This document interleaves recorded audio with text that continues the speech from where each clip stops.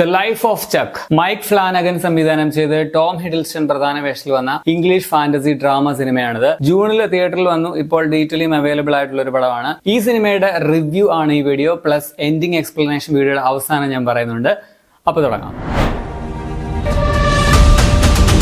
Charles Kranz അഥവാ ചക്ക് എന്നൊരാളുടെ കഥയാണിത്. ഒരു സാധാരണക്കാരന്റെ അസാധാരണ ജീവിതമാണ് ഈ പടം എന്ന് പറയാം. ആദ്യം തന്നെ ഇത് എല്ലാവരുടെയും കപ്പ് ഓഫ് ടീ ആയിട്ടുള്ള ഒരു പടമല്ല. ഒറ്റ നോട്ടത്തിൽ കണ്ടാൽ പെട്ടെന്ന് മനസ്സിലാവാത്ത കുറച്ച് ആലങ്കാരികമായിട്ടുള്ള എക്സ്പ്ലനേഷൻ ആവശ്യമുള്ള ലേയർഡ് ആയിട്ടുള്ള ഒരു സ്ക്രിപ്റ്റ് ആണ് ഇതിൻ്റെത്. ഫാന്റസി സൈഫൈ എന്നൊക്കെ പറയുന്നതിനേക്കാൾ ഒരു സൈക്കോളജിക്കൽ ഡ്രാമ എന്ന് പറയാനാണ് ഞാൻ ആഗ്രഹിക്കുന്നത്. നെക്സ്റ്റ് ഓസ്കാറിൽ ഈ പടം മിക്കവാറും വരും, എന്തെങ്കിലുമൊക്കെ അവാർഡ് കിട്ടും എന്നാണ് ഞാൻ പ്രതീക്ഷിക്കുന്നത്. സോ ഇതൊരു ഓസ്കാർ ടൈപ്പ് അല്ലെങ്കിൽ ആർട്ട് ഹൗസ് അല്ലെങ്കിൽ ക്ലാസ് മൂവിയാണെന്ന് പറയാം. ഇപ്പോഴത്തെ ഓസ്കാർ കിട്ടുന്ന ഫിലിംസ് കുറച്ചൊക്കെ നോർമൽ ആണ് എങ്കിൽ പോലും കുറച്ച് കോംപ്ലിക്കേറ്റഡ് ആയിട്ടുള്ള ഫിലിം ഫെസ്റ്റിവൽ ടൈപ്പ് സിനിമകളൊക്കെ ഇഷ്ടമാണെങ്കിൽ അങ്ങനെയുള്ളവർക്ക് വേണ്ടിയുള്ളതാണ് ഈ പടം. അതേസമയം കുറച്ച് കൊമേഴ്സ്യൽ എലമെന്റ്സ് ഒക്കെ ഉണ്ട് താനും. പ്രത്യേകിച്ച് ഇതിന്റെ ഫസ്റ്റ് ആക്ട് കിടുവാണ്. എന്റെ പേഴ്സണൽ അഭിപ്രായത്തിൽ ഇതൊരു മാസ്റ്റർ പീസ് ഫിലിം ആണെന്ന് ഞാൻ പറയും. എനിക്ക് നന്നായിട്ട് റിലേറ്റ് ചെയ്യാൻ പറ്റിയായിരുന്നു. എനിക്ക് സിനിമയെ കുറിച്ച് വേണമെങ്കിൽ വാതോരാതെ കുറെ സമയം വേണമെങ്കിൽ സംസാരിക്കും. പക്ഷെ നിങ്ങളതൊരു ഓവർ ബുദ്ധിജീവിയാവാൻ ഞാൻ ശ്രമിക്കുകയാണെന്ന് ചിന്തിക്കാൻ ഒരു സാധ്യതയുണ്ടെന്ന് ഞാൻ കാണുന്നുണ്ട്. നമ്മൾ മനുഷ്യരെല്ലാം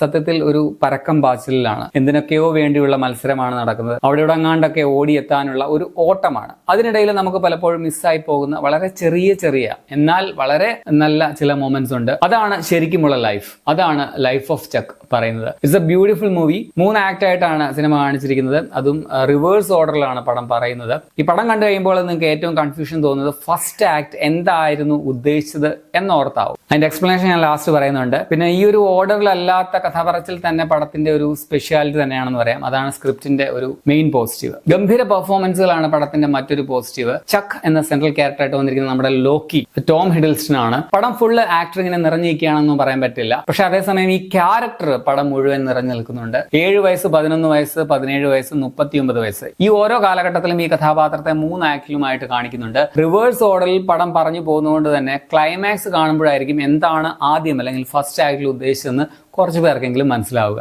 മാർട്ടി ആൻഡേഴ്സൺ എന്ന ഒരു ടീച്ചർ ഉണ്ട് ഇതിൽ. ആ ക്യാരക്ടറായിട്ട് വന്ന ചെവിറ്റൽ എജുഫോർ, പുള്ളിയുടെ ഭാര്യ നേഴ്സായിട്ട് വന്ന കേരൻ ഗില്ലൻ, അമ്മുമ്മയായിട്ട് വന്ന മിയ സാറ ഉൾപ്പെടെ കുറെ താരങ്ങൾ പടത്തിൽ വരുന്നുണ്ട്. കുറച്ചു നേരമേ ഉള്ളൂ, പക്ഷേ എല്ലാവരും നമ്മളെ ഓർമ്മിപ്പിക്കുന്ന കിടു പെർഫോമൻസ് തന്നെയാണ് തന്നിട്ടുള്ളത്. നിസാരം ഇതിൽ മാർട്ടിയുടെ ആ ഒരു ടീച്ചറിന്റെ അയൽക്കാരൻ ഇങ്ങനെ വന്ന് സംസാരിക്കുന്ന ഒരു സീനുണ്ട്. അപ്പോഴത്തെ ആ പുള്ളിയുടെ പ്രകടനം കിടുവായിരുന്നു. പിന്നെ കുറെ സർപ്രൈസ് അല്ലെങ്കിൽ ഫേമസ് ആക്ടേഴ്സ് ഒക്കെ ക്യാമിയോ റോളിലും പടത്തിൽ വരുന്നുണ്ട്. ഇനി ടെക്നിക്കൽ സൈഡിൽ camera, background score, production design, sound design ഒക്കെ ബ്രില്യന്റ് ആണെന്ന് പറയാം. എബൻ ബോൾട്ടർ ആണ് പടത്തിന്റെ ക്യാമറ. സംവിധായകൻ മൈക്ക് ഫ്ലാനഗൻ തന്നെയാണ് ഇതിന്റെ എഡിറ്റിംഗ് നിർവഹിച്ചിട്ടുള്ളത്. ആ എഡിറ്റിംഗിന്റെ ഒരു സ്പെഷ്യാലിറ്റി പടം മുഴുവൻ കാണാനുമുണ്ട്. എനിക്ക് ഡയറക്ടറെ ഭയങ്കര ഇഷ്ടമാണ്. ഹഷ്, അതുപോലെ ജെറാൾഡ്സ് ഗെയിം ഉൾപ്പെടെ കുറെ എന്റെ ഫേവറേറ്റ് ആയിട്ടുള്ള കുറെ ത്രില്ലർ ഫിലിംസ് ഒക്കെ സംവിധാനം ചെയ്ത ഒരു ഡയറക്ടറാണ്. പിന്നെ ഇതിന്റെ മ്യൂസിക് എടുത്ത് തന്നെ പറയണം. ഇതിലൊരു സ്ട്രീറ്റ് ഡാൻസ് സീനുണ്ട്. അത് കിടുവായിരുന്നു. ഈ നെഗറ്റീവ്സ് പറഞ്ഞാൽ ഇതെല്ലാവർക്കും പറ്റിയ പടമല്ല. ഞാൻ ആദ്യമേ പറഞ്ഞില്ലേ, എന്റെ ചാനലിലെ മറ്റ് സിനിമകളുടെ ഒക്കെ റിവ്യൂ കണ്ടിട്ട് റിലേറ്റ് ചെയ്തിട്ടുള്ള ആൾക്കാർ ഓടിപ്പിടിച്ച് ഞാൻ പോസിറ്റീവ് പറയുന്നത് കേട്ടിട്ട് ഈ പടം പോയി കണ്ടാൽ ഇഷ്ടപ്പെടണമെന്നില്ല. കാരണം ഇത് കുറച്ച് ആർട്ട് ഹൗസ് ടൈപ്പ് പടമാണ്. ഭയങ്കര ത്രില്ലിംഗ് ആണെന്നോ അല്ലെങ്കിൽ എൻഗേജിങ് ആണെന്നോ ഒന്നും പറയാൻ പറ്റില്ല. എനിക്ക് പേഴ്സണലി ഇത് കണ്ടിരിക്കാൻ ഭയങ്കര രസമായിരുന്നു. എനിക്കൊട്ടും ബോറടിച്ചില്ല. എല്ലാവർക്കും അതുപോലെ ഈ സിനിമ ഇൻട്രസ്റ്റിംഗ് ആയിട്ട് കാണാൻ പറ്റുമോ അല്ലെങ്കിൽ റിലേറ്റ് ചെയ്യാൻ പറ്റുമോ എന്ന് എനിക്കറിയില്ല. മൊത്തത്തിൽ ഒരു ക്ലാസ് കിടിലം പടമാണ്. സിനിമയെ സീരിയസ് ആയിട്ട് കാണുന്ന ആൾക്കാർ, അതുപോലെ സിനിമ സംവിധാനം ചെയ്യണം അല്ലെങ്കിൽ തിരക്കഥ എഴുതണമെന്നൊക്കെ ആഗ്രഹമുള്ള സിനിഫൈൽസ്, ക്രിട്ടിക്സ് ഒക്കെ തീർച്ചയായിട്ടും കണ്ടിരിക്കേണ്ട ഒരു പടമാണെന്ന് ഞാൻ പറയും. കുറച്ച് ക്രിയേറ്റീവ് ആയിട്ടുള്ള, കുറച്ച് കിളി പോയ ടൈപ്പ് ആൾക്കാരാണ് നിങ്ങളെങ്കിൽ, ലൈക്ക് മീ എന്നെ പോലെ ഉള്ള ആൾക്കാരാണെങ്കിൽ നിങ്ങൾക്കും ഇത് കുറച്ചുകൂടി റിലേറ്റ് ചെയ്യാൻ പറ്റും. 1 മണിക്കൂർ 50 മിനിറ്റ് ആണ് സിനിമയുടെ റൺ ടൈം. 18+ ഒന്നുമല്ല. ഇനി ആൾക്കാർക്ക് കൺഫ്യൂഷൻ തോന്നുന്ന ഇതിന്റെ ഫസ്റ്റ് ആക്ട് എന്താണെന്ന് എനിക്ക് തോന്നിയത് എക്സ്പ്ലനേഷൻ ആയിട്ട് ഞാൻ പറയുകയാണ്. പടത്തിന്റെ ഫസ്റ്റ് ആക്ട് ആണ്. ശരിക്കും ഇത് ലാസ്റ്റ് ആക്ട് അല്ലെങ്കിൽ ക്ലൈമാക്സ് ആണെന്നുള്ളതാണ് വേറെ കാര്യം. അത് തന്നെ കിളി പറത്തുന്നതല്ലേ. സോ ഇത് എല്ലാവരും കാണണ്ട. പടം കണ്ടവർ മാത്രം കണ്ടാൽ മതി. സ്പോയിലേഴ്സ് ആണ്. ചോദ്യം ഇതാണ്, ഇതിന്റെ ഫസ്റ്റ് ആക്ടില് ലോകം മുഴുവൻ അവസാനിക്കുന്നതായിട്ട് കാണിച്ചത് എന്തുകൊണ്ടാണ്? അതുപോലെ എല്ലായിടത്തും ചക്കിന്റെ പരസ്യം വന്നത് എന്തുകൊണ്ടാണ് ബാക്കി കഥാപാത്രങ്ങൾക്കൊന്നും പ്രായം ആകാത്തത്? ഇതൊക്കെയായിരിക്കും ഈ പടം കണ്ടു കഴിയുമ്പോൾ നമുക്കുള്ള പ്രധാനപ്പെട്ട സംശയങ്ങൾ. സിമ്പിൾ ആണ്.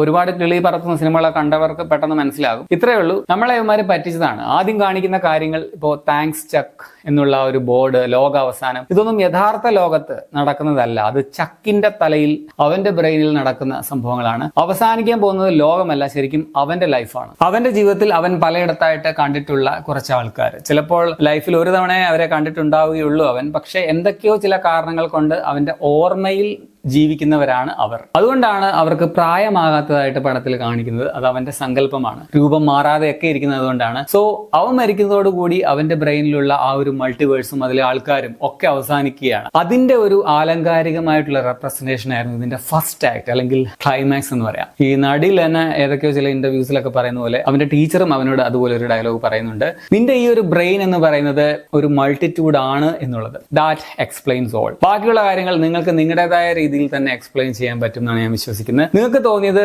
എന്താണെന്നുള്ളത് നിങ്ങളുടെ എക്സ്പ്ലനേഷൻ അത് കമന്റിൽ പറയുക. ഒപ്പം പടത്തെക്കുറിച്ചുള്ള നിങ്ങളുടെ പൊതു അഭിപ്രായം കമന്റിൽ രേഖപ്പെടുത്തുമല്ലോ. അപ്പൊ ശരി.